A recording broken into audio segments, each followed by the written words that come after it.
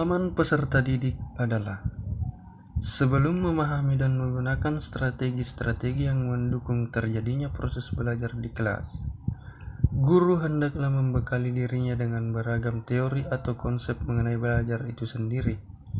Sejalan dengan hal itu, pada bagian ini Anda akan diajak untuk mengenal dan mempelajari berbagai teori belajar dan teori perkembangan. 1. Teori belajar behavioristik. Teori belajar behavioristik adalah teori belajar yang berfokus pada perubahan perilaku peserta didik sebagai hasil dari proses pembelajaran. Menurut teori ini, perubahan perilaku peserta didik disebabkan oleh adanya interaksi antara stimulus dan respon. 2. Teori belajar sosial kognitif. Menurut Albert Bandura, teori belajar sosial atau kognitif sosial serta efikasi diri yang menunjukkan pentingnya proses mengamati dan meniru perilaku, sikap, dan emosi orang. 3. Teori belajar konstruktivisme. Teori ini mengemukakan bahwa lingkungan belajar sangat mendukung munculnya berbagai pandangan dan interpretasi terhadap realitas, konstruksi pengetahuan, serta aktivitas-aktivitas lain yang didasarkan pada pengalaman. 4. Teori humanistik ini adalah sebuah teori belajar yang mengutamakan pada proses belajar, bukan pada hasil belajar. Teori ini mengemban konsep yang memanusiakan manusia, sehingga manusia atau siswa mampu memahami diri. Kemudian teori perkembangan. Semakin seorang guru memahami tingkat perkembangan peserta didik, semakin efektif proses pembelajaran yang akan diberikan. Yang mana perkembangan yang pertama yaitu perkembangan fisik masa bayi, perkembangan fisik masa kanak-kanak, perkembangan fisik masa remaja, dan perkembangan fisik masa dewasa. Kemudian selanjutnya teori perkembangan sosio-emosional. Ketika membahas perkembangan sosio-emosional, kita akan fokus pada dua teori utama yaitu teori ekologi Bronfenbrenner dan teori perkembangan rentang hidup Erik Erikson. Kasus pertama. Bayangkan jika Anda adalah seorang guru pendidikan Pancasila di kelas 7. Saat ini, Anda hendak menyampaikan materi mengenai pendidikan Pancasila yakni hak asasi manusia. Untuk memudahkan peserta didik dalam memahami pembelajaran, Anda mencoba untuk membuat urutan atau langkah-langkah yang perlu diikuti oleh peserta didik. Anda meminta kepada peserta didik untuk mengerjakan soal yang Anda berikan. Hasilnya, peserta didik mampu mengerjakan dengan benar sesuai dengan langkah yang telah Anda siapkan. Beberapa saat kemudian, Anda meminta kepada peserta didik untuk mengulangi soal yang sama tanpa melihat urutan pengerjaan soal, dan peserta didik mampu mengerjakannya dengan benar. Berdasarkan kasus tersebut, menurut Anda, apa yang membuat peserta didik mampu mengerjakan soal dengan baik pada percobaan kedua tanpa melihat urutan atau langkah pengerjaan soal? Jawabannya, menurut kami, peserta didik mampu mengerjakan soal pada percobaan kedua karena peserta didik telah mampu mengkoordinasikan informasi yang diterimanya dari percobaan pertama.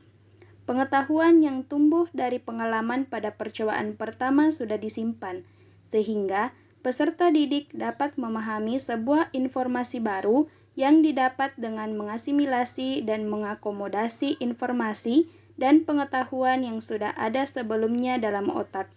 Menurut teori konstruktivisme Jean Piaget, pemahaman berkembang semakin dalam dan kuat apabila selalu diuji oleh berbagai macam pengalaman baru. Selanjutnya, sebagai seorang calon guru, dalam kegiatan belajar yang seperti apa metode di atas dapat diterapkan? Elaborasi jawaban Anda dengan menyertakan teori yang berkaitan. Jawabannya, metode tersebut dapat diterapkan dalam kegiatan pembelajaran kolaboratif dan pemecahan masalah atau problem solving. Pembelajaran kolaboratif menekankan kolaborasi antar siswa dalam belajar. Guru dapat mengorganisir sesi kelompok kecil di mana siswa dapat saling membantu dan belajar satu sama lain. Ini memungkinkan mereka dapat memperoleh pemahaman yang lebih mendalam melalui diskusi dan pertukaran ide. Adapun pembelajaran berbasis masalah adalah penggunaan metode dalam kegiatan pembelajaran dengan jalan melatih anak menghadapi berbagai masalah, baik itu masalah perorangan maupun kelompok untuk dipecahkan secara bersama. Kasus kedua. Rina adalah seorang guru pendidikan Pancasila di SMP. Sebagian besar peserta didiknya belum termotivasi untuk belajar dan bersikap disiplin. Rina sedang memikirkan cara yang sesuai untuk membantu setiap peserta didik agar termotivasi untuk mengikuti pembelajaran pendidikan Pancasila. Menurut Anda, apa yang dapat Rina lakukan untuk membantu peserta didiknya sesuai dengan tahapan perkembangan usia? Nah, berangkat dari pertanyaan tersebut, bahwa motivasi dapat timbul dari dalam individu sendiri atau motivasi intrinsik, ataupun dari luar dirinya sendiri atau motivasi ekstrinsik. Sebagai guru, khususnya guru SMP, maka kita dapat mengupayakan timbulnya motivasi tersebut secara ekstrinsik dengan berbagai tindakan berikut. Yang pertama adalah membangun koneksi emosional. Kedua adalah mencari tahu motivasi siswa dan memberikan dukungan. Yang ketiga adalah membuat lingkungan belajar yang menyenangkan. Yang keempat adalah bekerja sama dengan pihak keluarga untuk memberikan motivasi dan mengawasi siswa agar disiplin di sekolah. Soal selanjutnya adalah, mengapa Anda menyarankan hal tersebut? Elaborasi jawaban Anda dengan menyertakan teori yang berkaitan. Nah, berangkat dari pertanyaan tersebut, bahwa kami menyarankan hal tersebut di atas karena berdasarkan pada teori perkembangan rentan hidup Erikson, yang mana dalam penjelasannya menyebutkan bahwa usia remaja dalam rentan usia 12-18 tahun. Seseorang individu akan menghadapi konflik berupa identitas versus kebingungan peran. Kasus 3, Made adalah seorang guru yang mengajar di salah satu sekolah negeri di wilayah Makassar. Ia mengampu mata kuliah pendidikan Pancasila. Ia hendak mengajarkan materi tentang demokrasi pada peserta didiknya. Pada buku cetak yang menjadi panduannya saat mengajar, terdapat beberapa contoh pelaksanaan demokrasi. Dengan memperhatikan latar belakang setiap peserta didiknya, Made pun mencoba untuk memberikan contoh yang berbeda. Menurut Anda, apakah pertimbangan dan keputusan Made sudah sesuai? Menurut kami, tindakan Pak Made telah tepat karena sesuai dengan teori belajar konstruktivisme, yang mana menyebutkan bahwa salah satu konsep dasar pendekatan konstruktivisme dalam belajar adalah adanya interaksi sosial individu dengan lingkungannya.